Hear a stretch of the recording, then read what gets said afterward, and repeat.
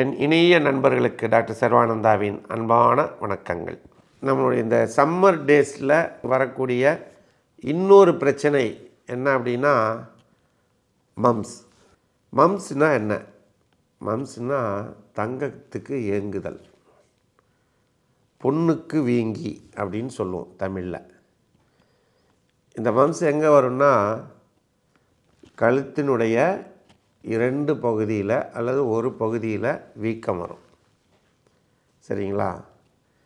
இந்த காது கீழ் பகுதியில் இருக்கக்கூடிய தாடை எலும்புகளுக்கு கீழே இருக்கக்கூடிய உமிழ்நீர் சுரப்பிகள், பெரோட்டிட் கிளான்ஸு, இதில் ஒரு வைரஸ் கிருமியினுடைய பாரமிகா வைரஸ் அப்படிங்கிற அந்த கிருமியினுடைய தாக்கத்தினால் இந்த பகுதி வீக்கமடையும்.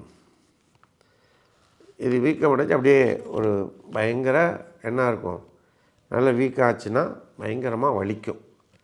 தலைவலி இருக்கும், காது வலி இருக்கும், தொண்டை வலி இருக்கும், தசை வலி இருக்கும், காய்ச்சல் வரும், ட்ரைனஸ், முகம் நாக்கெல்லாம் வறண்டு போயிடும், மனக்குழப்பம் ஏற்படும், மனனுடைய வெறுப்பு இரிட்டேஷன் ஏற்படும், வாந்தி வர்ற மாதிரி இருக்கும்.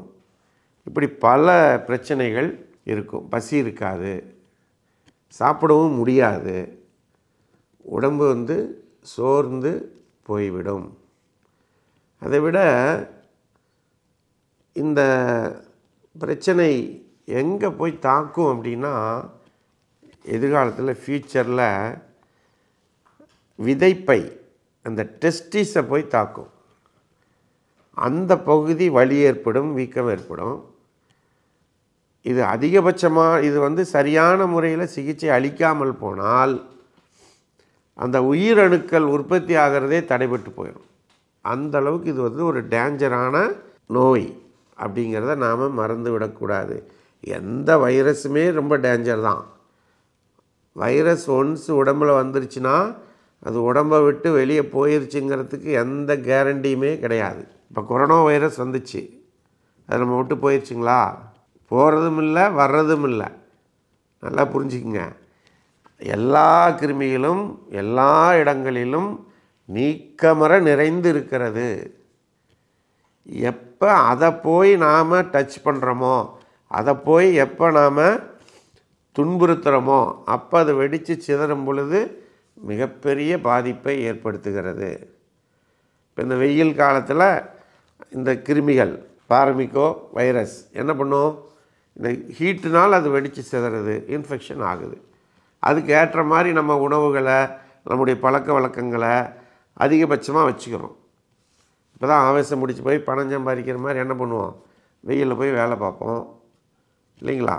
இதுதான் இது வந்தால் நம்முடைய முன்னோர்கள் என்ன பண்ணுவாங்க, வேப்பிலை, மஞ்சள் இதெல்லாம் வச்சு அரைச்சி அந்த பகுதிக்கு போடுவாங்க. அம்மா தன்னுடைய செயினை, தங்க செயினை எடுத்து கழுத்தில் போட்டு விடுவாங்க.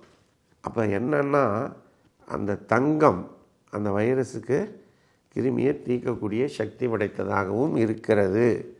ஆரமெட்டாலிக்கம் அப்படிங்கிறது ஹோமியோபதியில் ஒரு சிறந்த மருந்து. பல நோய்களை, பல மனக்குழப்பங்களை தீர்க்கக்கூடிய சக்தி படைத்தது அந்த மருந்து. அப்போ அந்த மாதிரியான இந்த மம்ஸ் நோயை தீர்ப்பதற்கு ஹோமியோபதியிலே மிகச்சிறந்த மருந்துகள் இருக்குது.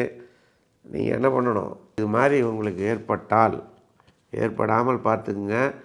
என்ன பண்ணணும், உடம்ப ஒரே சீராக டெம்பரேச்சர் அதிகமாகாமல், அதிக வெயில் அலையாமல், தண்ணீரை தேவையான அளவிற்கு குடித்து, குளிர்ச்சியான உணவுகளை எடுத்துக்கொண்டு, இந்த கரம் மசாலா போட்டது இதெல்லாம் என்ன ஜங்க் ஃபுட்ஸு இதெல்லாம் சாப்பிடாதீங்க.